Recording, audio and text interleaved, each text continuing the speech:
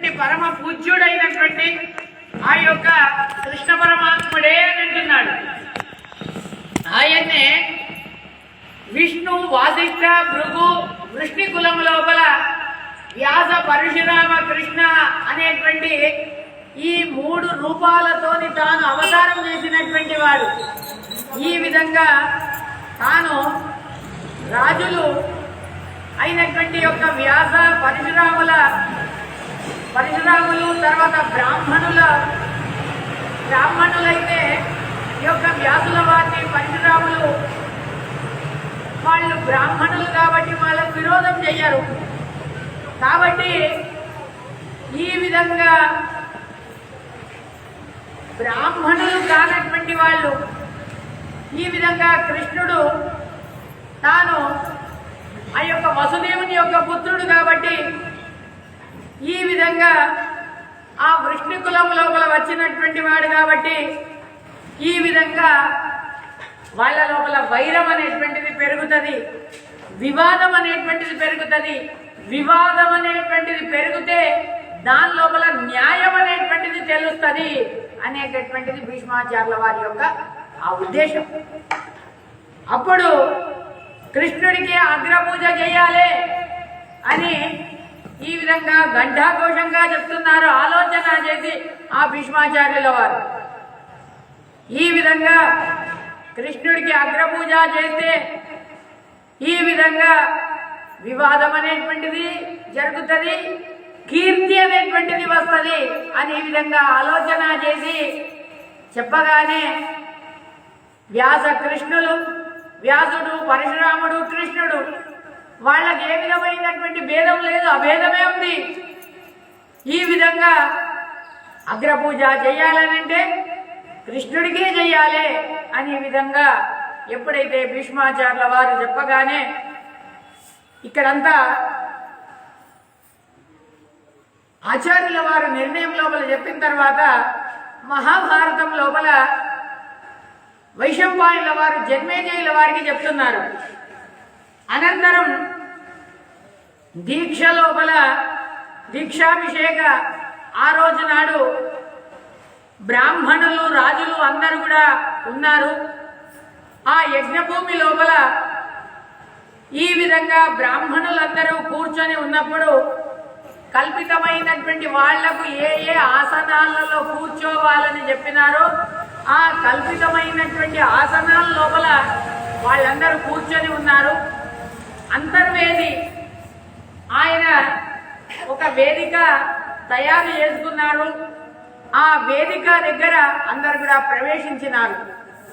మహర్షులందరూ కూడా ఈ విధంగా సదస్సులందరూ కూడా అక్కడ ఆ అంతర్వేది దగ్గర ప్రవేశించి ఈ విధంగా వాళ్ళు ఆ మహాత్ముడైనటువంటి ఆ యొక్క యుధిష్ఠిరుల వారి అంతర్వేదిని ప్రవేశించి నారదులు మొదలైనటువంటి ఆ యొక్క మహర్షులు వాళ్ళతోని కూర్చొని అక్కడ ఆ సభామండపం అంతా కూడా చాలా శోభాయమానంగా కనిపిస్తున్నదట.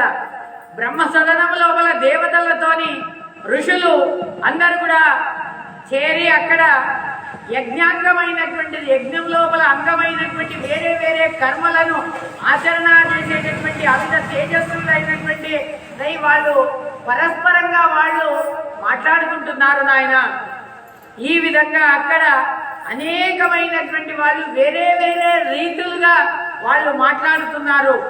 ఈ విధంగా అక్కడ ఇంకొకటి పరస్పరంగా వితండవాదం చేస్తున్నారు. ఇంకా కొంతమంది దుర్బలమైనటువంటి అర్థాలను చెప్తున్నారు. శాస్త్ర సిద్ధమైనటువంటి హేతువులతోని దాన్ని పుష్టీకరిస్తున్నారు.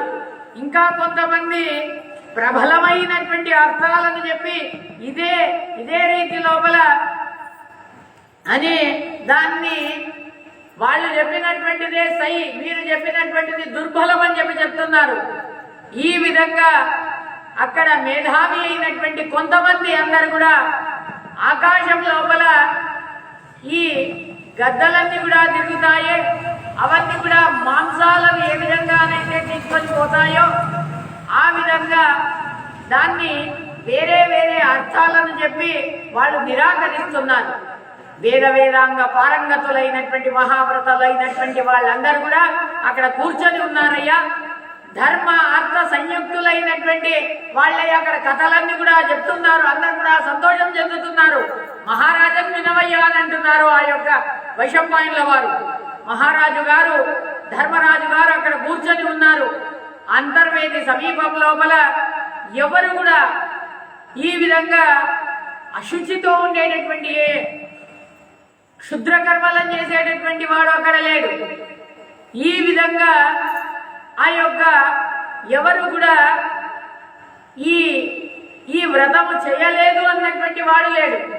అన్ని వ్రతాలను ఆచరణ చేసినటువంటి వాళ్ళే అక్కడ ఉన్నారు నాయన. ఈ విధంగా అందరు కూడా శుచి అయి ఉన్నారు అక్కడ. ఈ విధంగా యజ్ఞ విధానం గురించి ఆ రీతి లోపల నిర్మాణమైనటువంటిది మేధావి అయినటువంటి శ్రీమంతులైనటువంటి ఆ ధర్మరాజు గారి యొక్క సంపత్తును చూసి నారదుల వారు చాలా సంతోషం చెందినారట. నారదుల వారు అంటున్నారట ఈ విధంగా ఆ క్షత్రియుల యొక్క సముదాయాన్ని చూసి నారదుల వారు ఓ రాజా నువ్వు ధన్యుడవి అని అంటున్నారు. ఈ విధంగా వెనుక అంశావధారణ కాలం లోపల బ్రహ్మ సదనం లోపల ఈ ఘటననే నడిచినప్పుడు వాళ్ళు స్మరించినారట. ఈ విధంగా దేవతల యొక్క ఉత్పత్తి గురించి నారదుల వారు చెప్తున్నారు. మనస్సు లోపలనే పుండరీకాక్షుడైనటువంటి శ్రీహరిని స్మరించినాడట ఆ యొక్క నారదుల వారు. దేవతల యొక్క శత్రువులైనటువంటి అసురులు వాళ్ళ యొక్క సంహార రూపకమైనటువంటి ఆ ప్రభు అయినటువంటి మేధావి అయినటువంటి ఆయన ఆ నారాయణుడు తన ప్రతిజ్ఞను పాలనా చేయాలనేటువంటి ఉద్దేశము చేత ఈ విధంగా భూమి యొక్క భారాన్ని దించాలనేటువంటి ఉద్దేశము చేత సాక్షాత్తు తానే భూమి పైన అవతారం చేసినాడయ్యా అని నారదుల వారే చెప్తున్నారు. ఈ విధంగా ఏ సృష్టికర్త అయినటువంటి ఆ యొక్క దేవుడు దేవతలను గురించి భూమి లోపల మీరందరూ కూడా అవతారం చేయండి అని విధంగా చెప్పి తర్వాత ఈ విధంగా తర్వాత అక్కడ పరస్పరంగా సంహారం చేసి మీ స్థానాలకు వెళ్ళండి అని విధంగా చెప్పగానే ఈ విధంగా ఆయనను స్మరించారు. సుఖనిధి అయినటువంటి వాడు, ఆ జగత్ ప్రభు అయినటువంటి వాడు, ఐశ్వర్య సంపన్నుడైనటువంటి ఆ యొక్క నారాయణుడే. ఆ నారాయణుడి యొక్క ఆదేశం వల్ల ఆయన్నే యదుకులం లోపల జన్మించినటువంటి వాడైనాడు స్వామి. ఆ నారాయణుడి యొక్క అంశనే వాడే ఇంట్లో పుట్టినాడు. వంశవర్ధనుడైనటువంటి వాడు, శ్రేష్ఠుడైనటువంటి ఆ యొక్క శ్రీహరి భూమి పైన ఈ యొక్క అందక వృష్ణుల యొక్క వంశం లోపల అవతారం చేసి శ్రేష్టమైనటువంటి కాంతితోని నక్షత్రాల మధ్య లోపల చంద్రుడిలాగా శోభాయమానంగా ఉన్నాడయ్యా అని విధంగా చెప్తున్నారు. ఇంద్రాది దేవతలు ఈ విధంగా ఎవరి బలం పైన ఆశ్రయించినారో ఇంద్రాది దేవతలందరూ కూడా ఆ స్వామిని ఆశ్రయించినారు. అటువంటి ఆ యొక్క జనార్దనుడు ఆ స్వామి తాను మనుష్య రూపం లోపల తాను అవతారం చేసినాడయ్యా, ఎంత ఆశ్చర్యం అని అంటున్నాడు. ఈ విధంగా ఆ సృష్టికర్త అయినటువంటి వాడు సృష్టిని చెయ్యాలనేటువంటి ఉద్దేశము చేత శ్రీహరి బల సంపన్నుడైనటువంటి వాడు క్షత్రియ కులాన్ని పునః సంహారం చేయాలి అనేటువంటి ఉద్దేశం చేత ఈ విధంగా ఆ ధర్మరాజు గారి యొక్క మహాయజ్ఞ సందర్భం లోపల ధర్మాన్ని తెలుసుకున్నటువంటి నారదుల వారు తర్వాత వాళ్ళందరితోని పూజింపబడి తర్వాత ప్రభువైనటువంటి నారాయణుణ్ణి తాను ధ్యానం చేస్తూ బహు విధాలుగా అక్కడ ఆయన కూర్చున్నాడయ్యా. ఆ సమయం లోపల వైశంపాయనుల వారు అంటున్నారు కదా, అనంతరం అక్కడ గుణవంతులలో శ్రేష్ఠుడైనటువంటి వాడు, ఈ విధంగా శ్రేష్టమైనటువంటి గుణాలతో కూడినటువంటి వాడు, పరిశుద్ధుడైనటువంటి మనస్సు గలవాడు, అనేకమైనటువంటి రాజులను, పాంచాలులను, వృష్ణులను తమ కార్యమే అని తెలుసుకొని ధర్మరాజు గారి యొక్క కార్యము లోపల కార్యము నెరవేరాలనేటువంటి ఉద్దేశము చేత వేరే వేరే రీతిగా అందరు కూడా అక్కడికి వచ్చి చేరుకున్నారు నాయన. ఈ విధంగా తమ భార్యలతో బంధుమిత్రులతో అమాత్యులతో వాళ్ళు అందరు కూడా అక్కడ కూడుకొని రత్నాల యొక్క భారాన్నే వాళ్ళు అవన్నీ మూట కట్టుకొని వస్తున్నారు. ఈ విధంగా యజ్ఞం కొరకు భూశోధన చేసినారు. ఎక్కడ యజ్ఞం చెయ్యాలి అనేటువంటిది ఈ విధంగా ఆ భూశోధన చేసి భూ ప్రదేశాన్ని చూసి ఈ విధంగా పెద్ద భారాన్నే తీసుకొని వచ్చినటువంటి ఆ యొక్క రాజులందరికీ కూడా విలంబనం చేయకుండా వాళ్ళందరికీ సత్కారం చేసినారు. ఈ విధంగా ఓ జన్మేజయ వినవయ్య, యదుశ్రేష్ఠుడైనటువంటి ఆ యొక్క శ్రీహరి ఆ మాధవుడు అనేక దుందుబి అయినటువంటి వాడు. ఆ భ్రమరాలన్నీ కూడా వాడి చుట్టూ తిరుగుతాయట.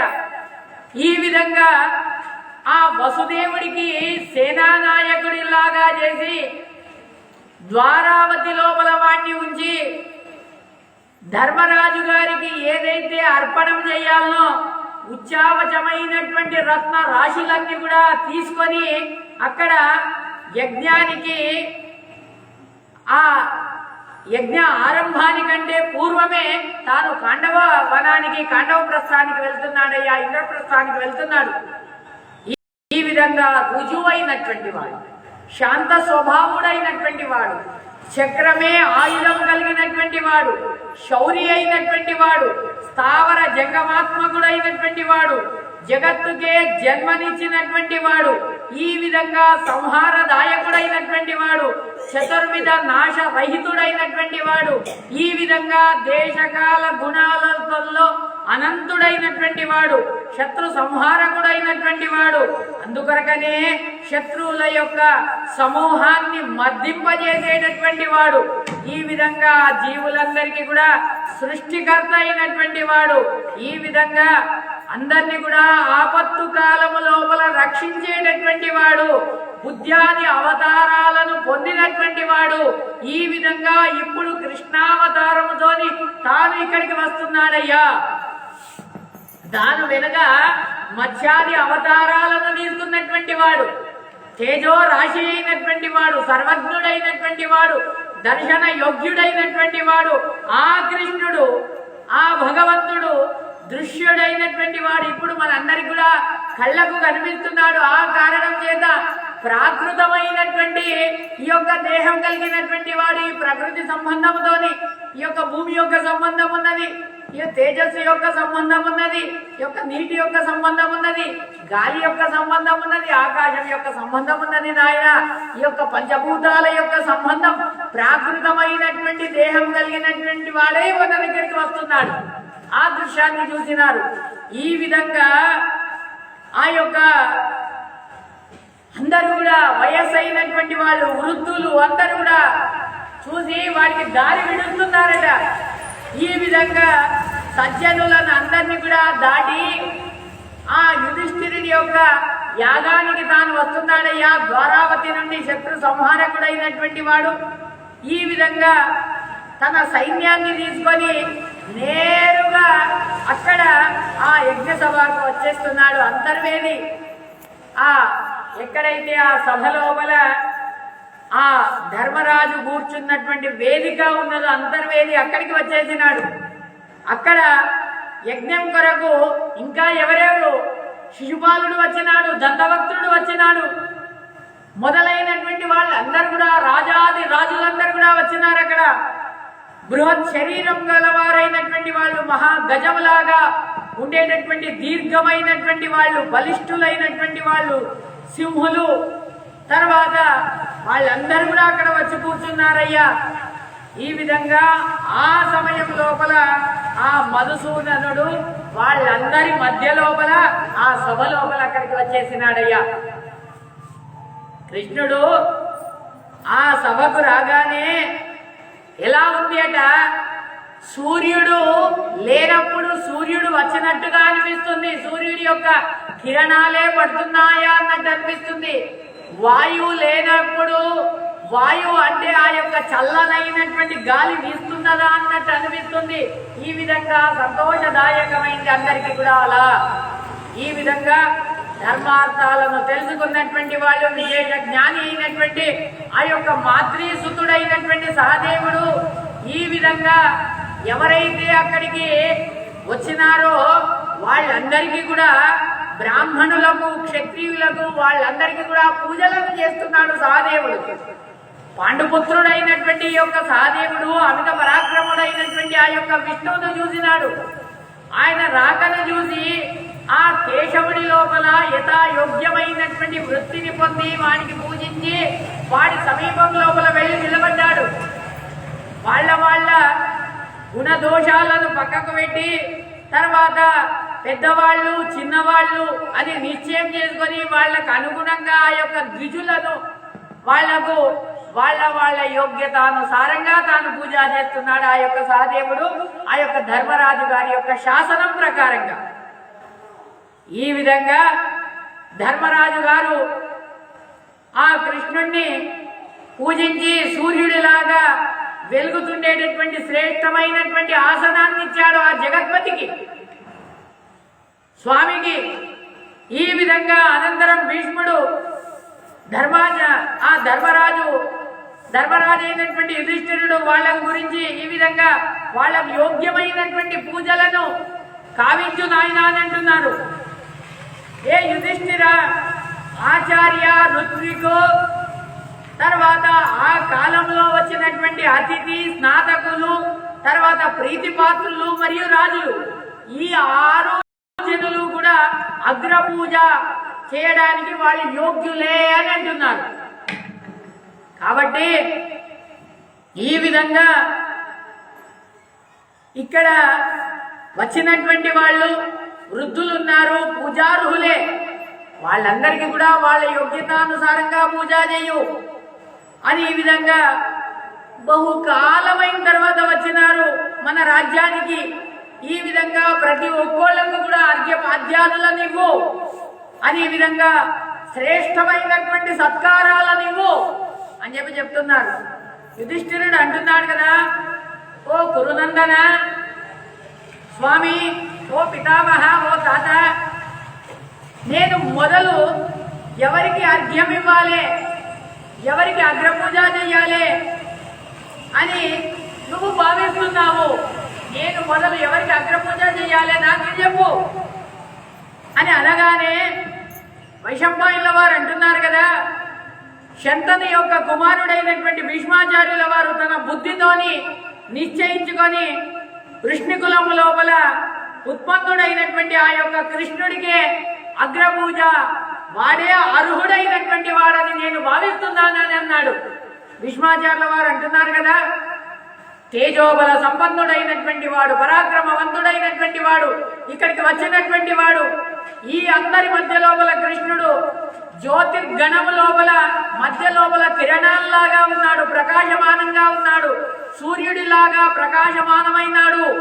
కాబట్టి ఈ విధంగా కృష్ణుడు వచ్చిన తక్షణమే మన సభ అంతా సూర్యుడు లేనప్పుడు ఆ లోకమంతా ఏ విధంగా అయితే అంధకారంగా ఉండెనో, సూర్యుడు రాగానే తన జ్యోతితోని ఏ విధంగా ప్రకాశమానమైందో ఆ విధంగా కృష్ణుడు రాగానే మన యొక్క సభ అంతా కూడా ప్రకాశమానమైంది. వాయు లేనప్పుడు గాలి లేదు, వాయు రాగానే గాలి వీస్తుంది. అదే విధంగా కృష్ణ పరమాత్ముడు లోనికి ప్రవేశించగానే చల్లనైనటువంటి గాలి వీచింది నాయన. ఇది సంతోషదాయకము. వైశంపాయనుల వారు అంటున్నారు కదా, అప్పుడు ప్రతాపశాలి అయినటువంటి ఆ యొక్క సహదేవుడు భీష్మాచార్యుల వారి యొక్క ఆజ్ఞను పొంది వృష్ణికులం లోపల వచ్చినటువంటి వాడు. ఈ విధంగా కృష్ణ పరమాత్మునికి విధిపూర్వకంగా శ్రేష్టమైనటువంటి అర్ఘ్యపాద్యాలను ఇస్తున్నాడయ్యా, సమర్పణం చేస్తున్నాడు. ఎలే రాజన్ వినవయ్యా అని అంటున్నాడు ఆ యొక్క వైశంపాయనుల వారు ఆ యొక్క జన్మేజయుడికి. ఈ విధంగా తన పేరును చెప్పి ఈ విధంగా కృష్ణుడి యొక్క పాదాల స్పర్శ చేస్తున్నాడు. స్పర్శ చేసి గోదానం చేస్తున్నాడట. సహదేవుడు గోదానం చేసి అర్ఘ్యప్రదానము ఈ విధంగా సమర్పణం చేస్తున్నాడు. శాస్త్రంలో చెప్పినటువంటి ప్రకారంగా శ్రేష్టమైనటువంటి ఆయనకు కృష్ణుడికి సహదేవుడు శిరస్సు లోపల ఆగ్రహణం చేసినాడు. మీరందరూ కూడా క్షేమమేనా నాయనా అని అడిగినాడట సహదేవుణ్ణి కృష్ణ పరమాత్ముడు. ఈ విధంగా ప్రశ్నించగానే అప్పుడు స్వామి నీ అనుగ్రహం వల్ల మేమందరం కూడా క్షేమమే అంటున్నాడు ఆ యొక్క సహదేవుడు. ఈ విధంగా అక్కడ కూర్చున్నటువంటి క్షత్రియులు అందరూ కూడా ఒకళ్ళు చూసుకున్నారు. ఇదేమి మనమందరం ఇంతమంది ఉండంగా ఇప్పుడు వచ్చినటువంటి ఈయనకు అగ్రపూజ చేయడమేమి అని ఒకళ్ళు చూసుకుంటున్నారు. కృష్ణుడు శాస్త్ర దృష్టి లోపల ఆ యొక్క పూజ అర్హుడైనటువంటి వాడు దాన్ని స్వీకరించాడట. వాసుదేవుడు ఎప్పుడైతే దాన్ని స్వీకరించాడో శిశుపాలుడు దాన్ని సహించలేదాన్ని. ఈ విధంగా ఆ చేతి దేశపు రాజైనటువంటి శిశుపాలుడు భీష్మాచార్యుల వారిని ధర్మరాజు గారిని సభలోపలనే నిందిస్తున్నాడు, వాసుదేవుణ్ణి నిందిస్తున్నాడు. ఈ విధంగా అనేకమైనటువంటి రాజులున్నారు, ఇంగిత జ్ఞానం కూడా మీకు తెలియదు. ఈ విధంగా సహదేవుణ్ణి చూసి సహించలే. ధర్మిష్ఠుడైనటువంటి మహాబల పరాక్రమవంతుడైనటువంటి వారి ఎదుట లోపల అప్పుడు సహదేవుడు అన్నాడట, నేను నా ఎడమ పాదాన్ని ఎత్తుతున్నాను అని తన పాదాన్ని చూపెట్టినాడట సహదేవుడు. ఎవరైనా రండి నాతో యుద్ధం చేయండి అని అన్నాడట సహదేవుడు. నేను కృష్ణ పరమాత్ముడికి అగ్రపూజ చేసినాను, వాడి పాదాలు కడిగినాను. ఎవరైనా మీరు ఇంతమంది రాజులున్నారే, ఎవరైనా నాతో యుద్ధానికి మీరు వస్తారా, రండి సిద్ధంకండి అని అన్నారట. ఎడమకాలు చూపెట్టినాడట. ఈ విధంగా ఎడమకాలు చూపెట్టగానే పై నుండి పుష్పవృష్టి కురిసింది ఆ సహదేవుడి మీద. ఈ విధంగా అప్పుడు ఆ శిశుపాలుడు అంటున్నాడు కదా, పుట్టినప్పటి నుండి వృష్ణులకే శత్రువు అయినటువంటి వాడు ఆ యొక్క శిశుపాలుడు. ఈ విధంగా మాట్లాడుతున్నాడు. వీడు వియోని లోపల పుట్టినటువంటి వాడు.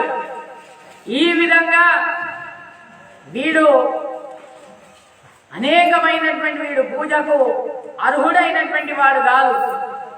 వీడు ఆ యొక్క ఆవులను కాసేటోడు. ఆవులను కాసేటటువంటి వాడికి మీరు ఎలా అగ్రపూజ చేస్తారు స్వామి?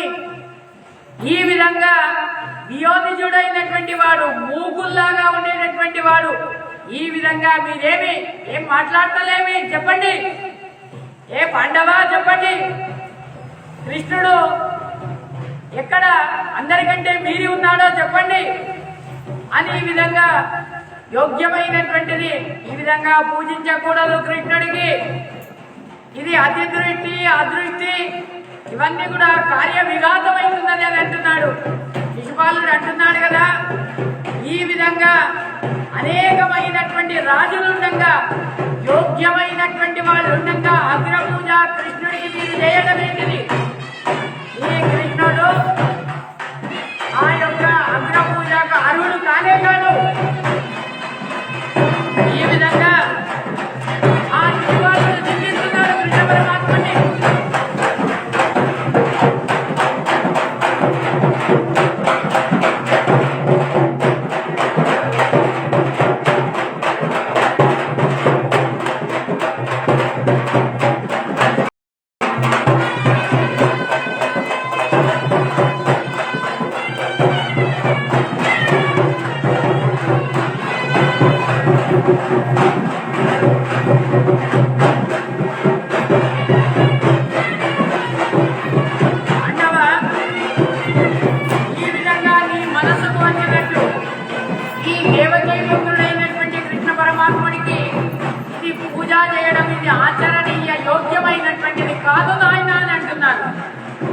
ఈ విధంగా మీరు పాండవులందరూ కూడా మీరు బాలకులు అంటున్నాడు ఆ యొక్క శిశుపాలుడు.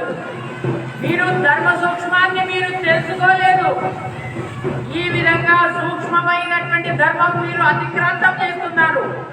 గంగాసుతుడైనటువంటి యొక్క భీష్ముడికి అల్ప జ్ఞానం ఉంది, వారికి విడివిడి జ్ఞానం ఉంది, పూర్ణ జ్ఞానం లేదు భీష్మాచార్యుల వారికి అని అంటున్నాడు శిశుపాలుడు. ధర్మయుక్తమైనటువంటి నీ అటువంటి వాళ్ళు ఈ విధంగా తన ప్రియమైనటువంటి కామనులతోని ఈ భీష్మాచార్యుల వారు ఈ యొక్క కార్యాన్ని చేస్తున్నారే.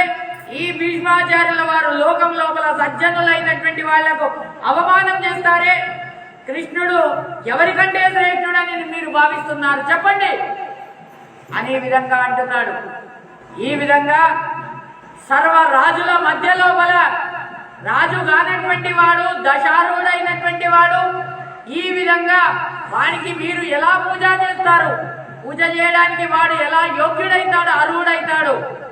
అథవా మీరు కృష్ణుడు వృద్ధుడు అని అంటే వాడికంటే వాడి తండ్రి వృద్ధుడైనటువంటి వసుదేవుడు ఉన్నాడే, ఆ వసుదేవుడు ఉండగా కృష్ణుడు ఏ విధంగా ఆ పూజకు అర్హుడైతాడు? ఈ విధంగా వసుదేవుడు కూడా తన సుతుడు అనేటువంటి కారణం చేత ఆయన అనుమోదించవచ్చు.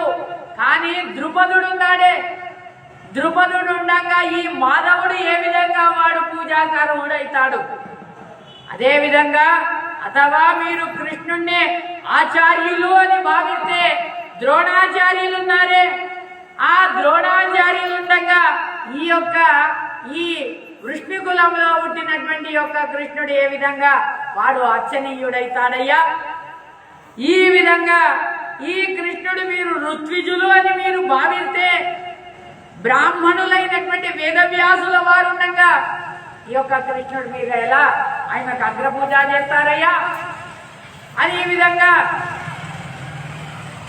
విధంగా పురుష శ్రేష్ఠుడైనటువంటి స్వచ్ఛంద మృత్యు కలిగినటువంటి శంతను పుత్రుడైనటువంటి భీష్మాచార్యుల వారు ఈ విధంగా మీకు ఈ విధంగా కృష్ణుడి గురించి కృష్ణుడిని చెప్పినారే. సూక్ష్మమైనటువంటి ధర్మము మీరు మీరిపోయిందా అని ఈ విధంగా అల్ప దర్శనముతోని ఈ విధంగా కృష్ణుడితోని మీకు ప్రీతి కలగాలి, కృష్ణుడు మీకు ఏదో సహాయం చేస్తాడు అనేటువంటి ఉద్దేశం చేత మీరు అధర్మం లోపల వెళ్తున్నారు. భరతాచార్యులు ఉండగా ఈ కృపాచార్యులు ఉండగా ఈ యొక్క కృష్ణుడికి మీరు ఎలా అగ్రపూజ చేస్తారు? సర్వశాస్త్ర విశారదులైనటువంటి వీరులైనటువంటి అశ్వత్థామాచార్యుల వారు ఉండగా యదునందనుడైనటువంటి ఈ యొక్క కృష్ణుడు ఏ విధంగా వాడో వానికి ఏ విధంగా మీరు అర్చన చేస్తారు? కింపురుషాచార్యులు ఆ యొక్క ద్రుములు ఉండగా మీరు కృష్ణుడికి ఎలా పూజ చేస్తారు? ఈ విధంగా అర్జునుడి కంటే ధనుర్వేదం లోపల పరాక్రమవంతుడైనటువంటి వాడు, ఆ యొక్క న్యూనం లేనటువంటి వాడు ఏకలవ్యుడు ఉండగా ఈ విధంగా ఈ యొక్క అర్జునుడికి ఈ యొక్క కృష్ణుడికి మీరు ఎలా పూజ చేస్తారు? ఈ విధంగా మహావీర్య పరాక్రమవంతుడైనటువంటి భగదత్తుడు, మగధాధిపతి అయినటువంటి జయసేనుడు, కళింగరాజు వీళ్ళందరుండగా ఆ యొక్క కృష్ణుడికి మీరు ఎలా పూజ చేస్తారయ్యా అని ఈ విధంగా అంటున్నాడు. అదే కాదు, పూర్వ దేశాధిపతి అయినటువంటి వీరులు, కోసలేంద్ర రాజులు, బృహద్బలులు, వీరులైనటువంటి విరాటులు వీళ్ళందరుండగా ఆ కృష్ణుడికి మీరు ఎలా అర్చన చేసినారు? ఈ విధంగా పరాక్రమశాలులైనటువంటి ధరులు, ఈ విధంగా కృష్ణుడు వాళ్ళందరుండగా కృష్ణుడికి మీరు ఎలా పూజ చేసినారు? ఈ విధంగా దూరదర్శనులైనటువంటి భీష్మకులు ఉన్నారు, ఆ భీష్మక రాజా ఉన్నాడు. ఈ విధంగా ధనుర్విద్య పారంగతులైనటువంటి పాండ్యదేశ రాజు ఉన్నాడు, రుక్మి ఉన్నాడు, దండభక్తుడు ఉన్నాడు, మద్రాధిపతి అయినటువంటి ఆ యొక్క శల్యుడు ఉన్నాడు. వాళ్ళందరూ ఉండగా కృష్ణుడికి మీరు ఎలా పూజ చేసినారు? అగ్రపూజ. వీరుడైనటువంటి సురరాష్ట్రాధిపతి అయినటువంటి మాలవాధిపతి ఉండగా విదేహాధిపతి అయినటువంటి వాళ్ళందరినీ విడిచబెట్టి కృష్ణుడికి మీరు ఎలా పూజ చేసినారయ్యా? కర్ణుడు మహారథుడు ఉన్నాడు, బలవంతుడైనటువంటి వాడు, వాడిని ఎదిరించడానికి ఎవరి వల్ల కూడా శక్యము కాదు. పరశురాముడి దగ్గర విద్యలను అభ్యాసం చేసినటువంటి వాడు, పరశురాముడి యొక్క ప్రియ శిష్యుడైనటువంటి వాడు, తన సొంత బలముతోని జరాసంధుని యుద్ధం లోపల జయించినటువంటి వాడు, ఈ విధంగా వాణ్ణి విడిచబెట్టి మీరు కృష్ణుడికి ఎలా పూజ చేసినారయ్యా? అవంతి దేశం యొక్క వీరులైనటువంటి వాళ్ళు, వింద అనువింద అనేటువంటి వాళ్ళు, కాంబోజాధిపతి అయినటువంటి సుదక్షిణ అనేటువంటి రాజులు, తర్వాత సాల్వులు, వీళ్ళందరుండగా ఆ యొక్క కృష్ణుడికి మీరు ఎలా పూజ చేసినారయ్యా? ఈ విధంగా ఆ యొక్క అర్జునుడి యొక్క శకుడు, గంధర్వాధిపతి అయినటువంటి ఆ యొక్క చిత్రరథుడు, ఆ చిత్రరథుడు ఉండగా మీరు ఎలా ఈయనకు పూజ చేసినారో చెప్పండి అని అంటున్నారు.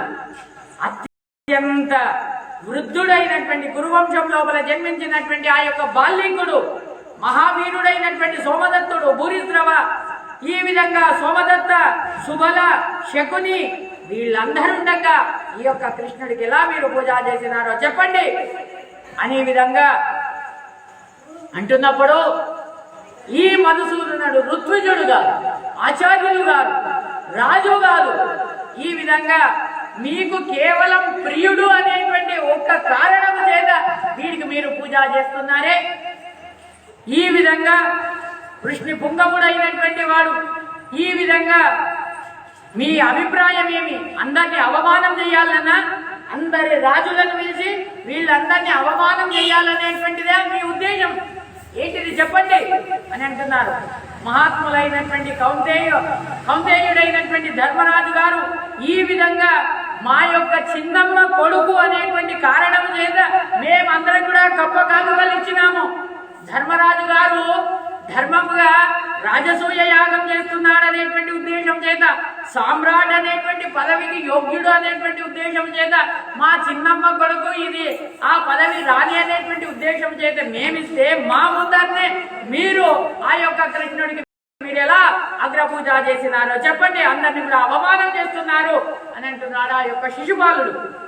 ఇది అవమానం కాకుండా ఇంకేంటిది చెప్పండి అని ఈ విధంగా ఒక్కసారి ఆ ధర్మరాజు గారికి ఏ లక్షణం కూడా లేదు. ఈ విధంగా అర్జునుడికి, ఆ కృష్ణుడికి అర్ఘ్యం, ఆ యొక్క పూజలు ఎందుకు చేసినారు, అర్ఘ్యం ఎందుకు ఇచ్చినారు, ఆ పాద పూజ ఎందుకు చేసినారు అని ఈ విధంగా ధర్మరాజు గారు ధర్మాత్ముడు అనేటువంటి కీర్తి ఇప్పటిదాకా ఉండే ఆ కీర్తి అంతా కూడా పోయింది నాయన అని అంటున్నాడు ఆ శిశుపాలుడు. ఈ విధంగా ధర్మచ్యుతి అయిపోయింది అని అంటున్నాడు ఆ యొక్క శిశుపాలుడు. వృష్ణి కులంలో జన్మించినటువంటి యొక్క కంసుడిని చంపినటువంటి వాడు, ఈ విధంగా దురాత్ముడైనటువంటి ఆ యొక్క జరాసంధుడిని అన్యాయంగా చంపించినటువంటి వాడు, సంహారం చేసినటువంటి వాడు. ఈ రోజు ఈ యొక్క యుధిష్ఠిరుడి యొక్క ధర్మాత్మము అంతా కూడా వెళ్ళిపోయింది. కృష్ణుడి యొక్క అర్ఘ్యము, కృష్ణుడికి అర్ఘ్యం ఇవ్వగానే ఇదంతా కూడా వెళ్ళిపోయింది. కౌంతేయులందరూ కూడా భీతులు, కార్పణ్యులు, శోచనీయులు అందరూ కూడా అయిపోయినారు అని అంటున్నారు. ఈ విధంగా ఇది యోగ్యమైనటువంటిది కాదు అని అంటున్నాడు. ఈ విధంగా ఓ జనార్దన, నీకైనా తెలియదా ఈ పూజ నేను తీసుకోవడానికి అర్హుడను కాను అని ఈ విధంగా పాత్రను కింద వాడేస్తే, అవిచ్చును కింద వాడేస్తే నిర్జనమైనటువంటి ప్రదేశం లోపల కుక్క వచ్చి పుట్టినట్టుగా నువ్వెందుకయ్యా దాన్ని నువ్వు స్వీకరించినావు? నువ్వు యోగ్యుడవా? నువ్వు అన్ని తిడుతున్నాడు ఆ యొక్క శిశుపాలుడు. ఓ జనార్దన, ఇందరినీ అవమానం చేస్తావని ఈ విధంగా నీకు తెలియదా అని ఈ విధంగా ఎప్పుడైతే అని తర్వాత ఓ మధుసూదన, రాజు కాకుండా కూడా రాజశాసనం లాగా నపుంసకుల్లాగా ఉన్నామే, వివాహంలే ఈ విధంగా ఆ గుడ్డివాడైనటువంటి వాడు నపుంసకుడి యొక్క దర్శనం లాగా ఉందే అనే విధంగా అంటున్నాడు. ఈ విధంగా బహు మాటలు అన్న తర్వాత ఆ రాజైనటువంటి యుధిష్ఠిరుడు లేచి అంటున్నాడు కదా, భీష్ముడు అంటున్నాడు కదా, ఎంత మాటలు అంటున్నావు, వాసుదేవుని ఇలా అనకు, ఇది సరికాదు అని అంటున్నాడు. ఈ విధంగా శిశుపాలుడు లేచి అంటున్నాడు కదా, తన ఆసనం నుండి లేచినాడు, నాకు ఈ సభ వద్దు, సభలో నుండి నేను త్యాగం చేసి నేను వెళ్తున్నానని వెళ్తున్నాడు. ఆ సమయం లోపల వైశంపాయనుల వారు అంటున్నారు కదా, అనంతరము ఆ రాజైనటువంటి యుధిష్ఠిరుడు శిశుపాలుడి దగ్గరికి పరిగెత్తుకుంటూ వెళ్ళినాడట. వెళ్ళి ఈ విధంగా మధురమైనటువంటి మాటలతోని ఈ విధంగా యుక్తాయుక్త మాటలను ఆడుతున్నాడు కదా. నువ్వు అధర్మము నాయన, ఈ విధంగా అనవద్దు, ఈ విధంగా వ్యర్థంగా నువ్వు విరోధం చెయ్యకు కృష్ణుడి మీద. రాజవంశం లోపల జన్మించినటువంటి వాడివి నువ్వు. ఈ విధంగా భీష్మాచార్యుల వారు ఎందుకు కూడా ధర్మజ్ఞాన శూన్యులు గారు, శంతను యొక్క కుమారులైనటువంటి వాళ్ళు భీష్మాచార్యుల వారు, వాళ్లను నువ్వు అవమానం చెయ్యకు. ఈ విధంగా ఒక పక్షం లోపల భీష్మాచార్యులనే నువ్వు అవమానం చేస్తే వాళ్ళు యముడిలాగా తయారైతారు. ఏమనుకుంటున్నావు నువ్వు? ఈ విధంగా నీకంటే పెద్దవాళ్ళైనటువంటి రాజులున్నారు, అందరున్నారు, ఎవరు కూడా ఏమి అనలే, నువ్వు ఒక్కడివే అంటున్నావు. కృష్ణుడికి అగ్రపూజ చేసేటప్పుడు అందరు కూడా మన్నించినారు, నువ్వు ఒక్కడివే లేచి ఈ విధంగా అనడం అది నీకు భావ్యము కాదు. ఏ చేతిరాజా అని ఈ విధంగా కృష్ణుడిని నువ్వు తెలుసుకోలే కృష్ణుడి విషయం అనగానే భీష్మాచార్యుల వారు అంటున్నారు కదా, ఆ శిశుపాలుడితో సమాధాన పూర్వకమైనటువంటి మాటలను ఎందుకు మాట్లాడతావు నువ్వు? ఈ విధంగా లోకము లోపల శ్రేష్టతమైనటువంటి వాడు ఎవడు అని అంటే కృష్ణ పరమాత్ముడే. వాడే పూజకు యోగ్యుడైనటువంటి వాడు అని ఈ విధంగా అంటున్నాడు. అటువంటి వాడు మనకి ఇంకా దొరకడు. ఈ విధంగా యుద్ధం చేయడం లోపల శ్రేష్ఠుడైనటువంటి వాడు ఆ యొక్క క్షత్రియుడు ఎవరైనా ఉన్నారా అని అంటే ఆ యొక్క కృష్ణ పరమాత్ముడే. ఈ విధంగా ఈ పెద్ద సభ లోపల ఈ విధంగా అనాయాసంగా ఈ కృష్ణ పరమాత్ముడితో యుద్ధం చేయను అని ఈ విధంగా అంటున్నాడు. ఒక్క రాజైనా కానీ కూడా ముందర వస్తారా కృష్ణ పరమాత్ముడితో యుద్ధం చేయడానికి? చెప్పండి అని భీష్మాచార్యుల వారు ఒక్కసారి గర్జన చేస్తున్నారు. జనార్దనుడు కేవలం మేం మాత్రం అర్చన చేయడమే కాదు, వాడు అచ్యుతుడైనటువంటి వాడు. చ్యుతి అంటే నాశనం, అచ్యుత అంటే నాశనం లేనటువంటి వాడు. 3 లోకాల లోపల వాడు అర్చనీయుడైనటువంటి వాడు. 3 లోకాలలో జనులందరూ కూడా వానికి పూజ చేస్తారు. అటువంటి వాడు మహానుభావుడు ఆ కృష్ణ పరమాత్ముడు. యుద్ధం లోపల అనేకమైనటువంటి క్షత్రియులను ఆ యొక్క కృష్ణుడే వాళ్ళందరినీ కూడా నిర్జితులుగా చేసేశాడు. ఈ జగత్తుకు ఆ కృష్ణుడే ఆరాధ్య దైవమైనటువంటి వాడు. కాబట్టి వేరే వృద్ధులు ఆ కృష్ణుడినే పూజిస్తారు, వేరే ఎవరిని కూడా కాదు. ఓ ధర్మరాజా, ఈ శిశుపాలుని గురించి ఈ విధంగా మాట్లాడగల యోగ్యమైనటువంటిది కాదు, నీ బుద్ధి ఆ విధంగా ఉండకూడదు అని అంటున్నాడు. ఈ జ్ఞానవృద్ధుడైనటువంటి వాడు ఈ విధంగా మహాత్ముల యొక్క సేవ చేయాలి అని ఈ విధంగా కృష్ణుడితోనే రక్షితమైనటువంటి వాళ్ళ ప్రభావాన్ని తెలుసుకోవాలి అని అంటున్నారు. ఈ విధంగా మాటలతోని గుణవంతుడైనటువంటి కృష్ణ పరమాత్ముడు సజ్జనులతో ప్రశంస చేసి తర్వాత వాళ్ళ యొక్క గుణాలను ఈ విధంగా అనేక సార్లు మేము విన్నాము. కృష్ణుడి యొక్క గుణగణాలను మేధావి అయినటువంటి కృష్ణుడు జన్మ ఆరంభించి ఇప్పటి వరకు కూడా అనేకమైనటువంటి అద్భుతమైనటువంటి కర్మలన్నీ కూడా చేసినారు. ఈ విధంగా దాన్ని అన్ని కూడా వర్ణన చేసినారు. ఓ చేతి రాజా వినవయ్యా, నువ్వు కేవలం నీ ఇచ్ఛతోని ఆ జనార్దనుని పూజిస్తున్నావని అంటున్నావే, అది కాదు. ఈ విధంగా మాకేం ఆయన సంబంధం కాదు, మాకు ఆయనతోని ప్రయోజనం కాదు. ఈ విధంగా ఈ భూమి పైన ఎవరైతే సుఖముతోని ఉంటున్నారో ఆయన దయ వల్లనే సజ్జనులందరూ కూడా సుఖముతో ఉంటున్నారని అంటే ఆయన దయ వల్లనే, ఆ కృష్ణ పరమాత్ముడి యొక్క దయ వల్లనే. ఈ విధంగా సజ్జనులందరూ కూడా ఆయనకు అర్చన చేస్తారు స్వామి. ఈ విధంగా ఈ కారణం చేత మేము ఆ యొక్క కృష్ణ పరమాత్ముడికి పూజ చేసినాము. వాని యొక్క కీర్తి, వాని యొక్క శౌర్యము, వాని యొక్క బలము ఇవన్నీ కూడా చూసి వానికే మేము అగ్ర పూజ చేసినాము. ఈ సందర్భం లోపల నువ్వు బాలకుడివి. ఈ విధంగా ఒక్క బాలకుడిని కూడా మేము పరీక్ష చేయకుండా మేము విడిచిపెట్టలే. ప్రతి వాళ్ళని కూడా మేము పరీక్ష చేసినాము. హరి యొక్క గుణాలన్నీ కూడా దాన్ని మీరినటువంటి వాడు లేడు అని అంటున్నాడు. పూజ్య తముడైనటువంటి వాడు అనేది నా అభిప్రాయం అని అంటున్నాడు. బ్రాహ్మణుల లోపల ఏది శ్రేష్టమనంటే జ్ఞానమే శ్రేష్టమట. బ్రాహ్మణులు జ్ఞానముతోని వృద్ధులైనటువంటి వాళ్ళు. బ్రాహ్మణుడు చిన్నవాడైనా కానీ కూడా ఆ యొక్క వాడు శ్రేష్ఠుడైనటువంటి వాడు. దీనికి ఒక ఇతిహాసం ఏమనంటే మార్కండేయుల వారి యొక్క చరిత్ర. ఆ మార్కండేయుల వాళ్ళు ఒకసారి ఇలా వెళ్తున్నారట. మార్కండేయుల వారు వెళ్తుండగానే ఆ మార్కండేయుల వారిని చూసి ఒక వృద్ధులైనటువంటి వాళ్ళు, ఒక 85-90 సంవత్సరాల వృద్ధుడైనటువంటి వాడు ఋషి, ఆయనకు సాష్టాంగ నమస్కారం చేసినారట మార్కండేయుల వారికి. మార్కండేయుల వారికి అప్పుడెంత 5-6 సంవత్సరాల ప్రాయం అంతే. అప్పుడు వాళ్లకు సాష్టాంగ ప్రణామం చేసినారట. సాష్టాంగ ప్రణామం చేయగానే అందరు కూడా అడిగినారు కదా, స్వామి ఎందుకు సాష్టాంగ ప్రణామం చేసినారు, మీరు వృద్ధులు కదా, ఆ బాలకుడికి ఎందుకు ప్రణామం చేసినారు అనగానే ఆయన అన్నారట ఆ వృద్ధులు ఏమనంటే, నేను కాదయ్యా వృద్ధుణ్ణి, ఆయన జ్ఞాన వృద్ధుడు అని అన్నాడట. ఎందుకొరకనంటే నాకు వయస్సుతోని నేను వృద్ధుడనయ్యాను, కానీ ఆయన జ్ఞానంతోని వృద్ధుడయ్యాడని ఆ మార్కండేయుల వారు చెప్పారట.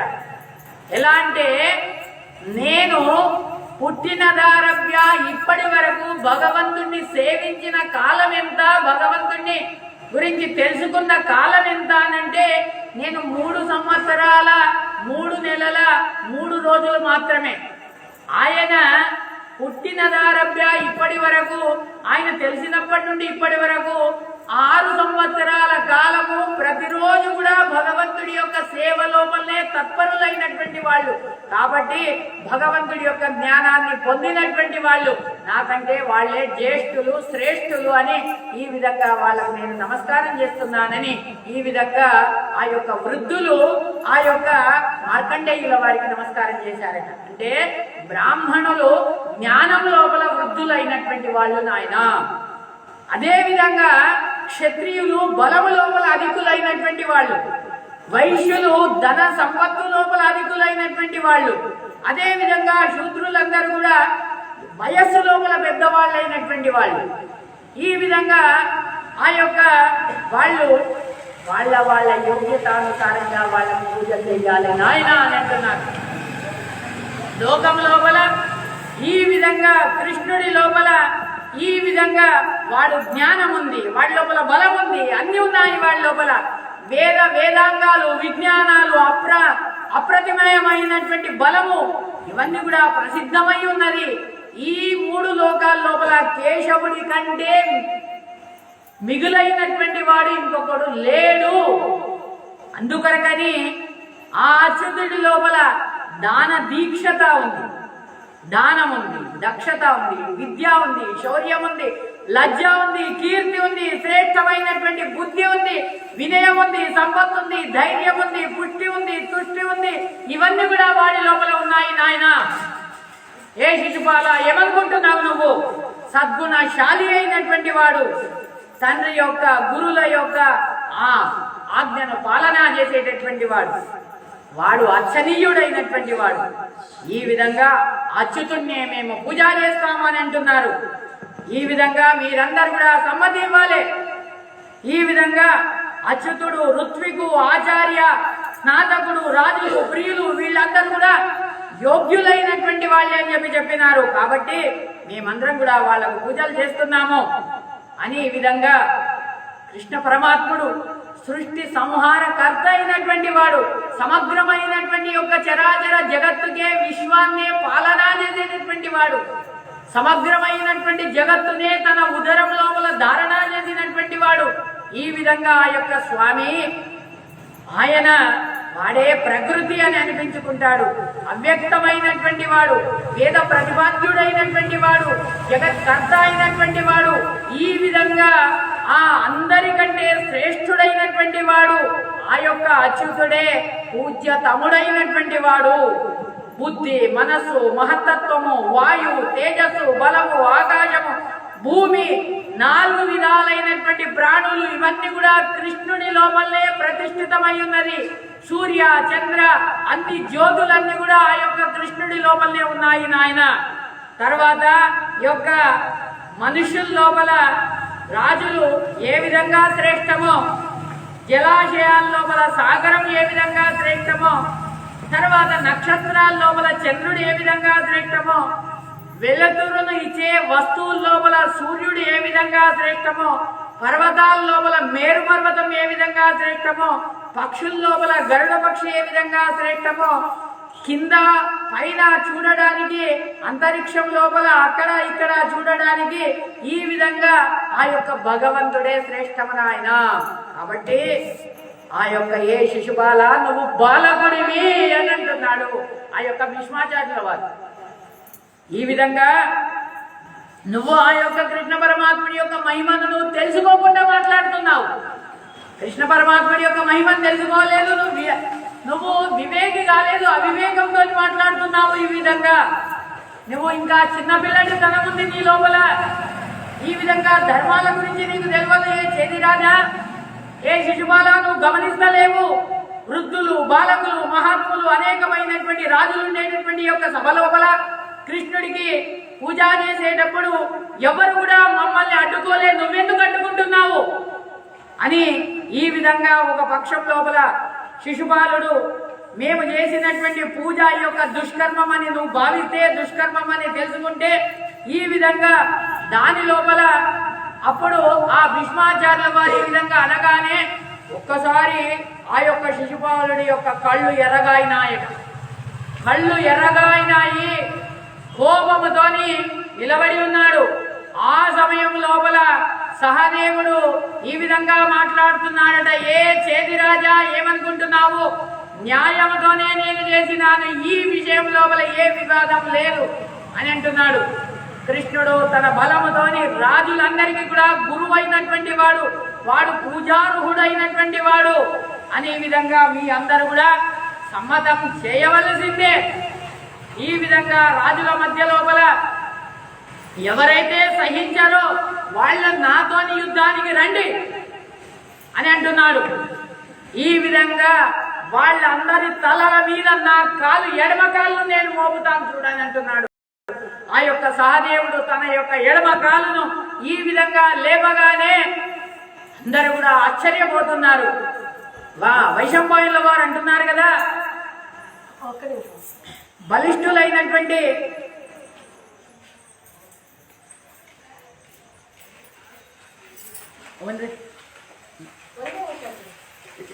బలిష్ఠులైనటువంటి ఆత్మాభిమానం కలిగినటువంటి వాళ్ళు, మేధావి అయినటువంటి సజ్జనులు, రాజులు అందరి మధ్య లోపల సహదేవుడు తన పాదాన్ని చూపెట్టగానే అప్పుడు కేశవుడి విషయం లోపల సహదేవుడు చేసినటువంటి విషయము, సహదేవుడు చేసినటువంటిది అంతా కూడా సరిగ్గా ఉన్నదని భీష్మాచార్యుల వారు పునః ఆ యొక్క కృష్ణుడి యొక్క గుణ సాగరాన్నే చెప్తున్నాడట.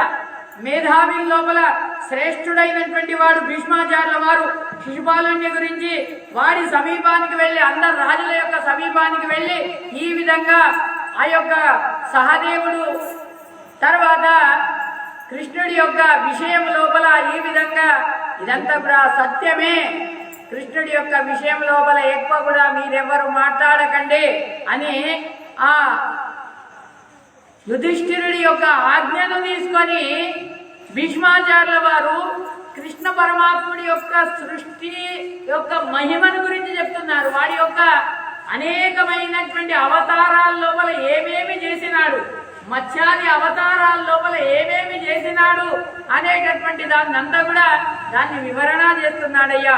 ఇది శ్రీమన్మహాభారతే చతుసాత్రికాయాం సంహితాయాం సభాపర్వణి 35ోऽధ్యాయः ఆగ్రహణవి పర్వణి 4ోऽధ్యాయः.